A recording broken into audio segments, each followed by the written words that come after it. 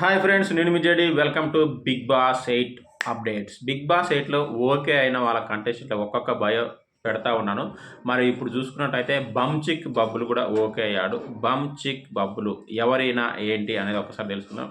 Mainly YouTuber, influencer చాలామందికి తెలుసు.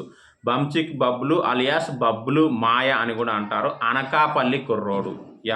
అనకాపల్లి కుర్రోడు సాఫ్ట్వేర్ ఇంజనీర్గా జాబ్ వస్తే 1 ఇయర్లోనే మానేసి యూట్యూబర్గా చేస్తూ మెల్లిమెల్లిగా చిన్న చిన్న సినిమాలు కూడా చేస్తూ ఉండవు. ఇతని మెయిన్ ఎమోషనల్ పాయింట్ ఏంటంటే మదర్. అమ్మ మామూలుగా కాదు. నాకు తెలిసి అందుకే ఓకే చేసినట్టున్నారు.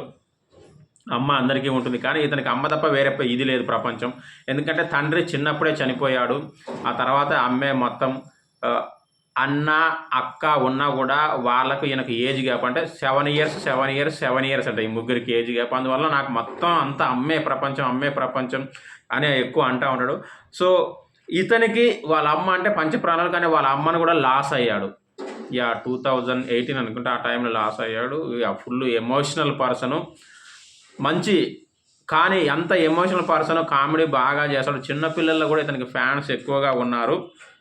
సో ఇతనైతే బిగ్ బాస్ సెలెక్ట్ చేసింది.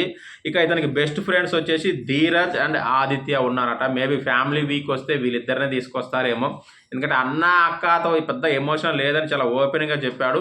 మరి బంచిక్ బబ్బులు గురించి మీకేమైనా తెలిస్తే ఖచ్చితంగా కామెంట్ చేయండి. ఇంతే, మ్యాటర్ అయిపోయింది. బాయ్.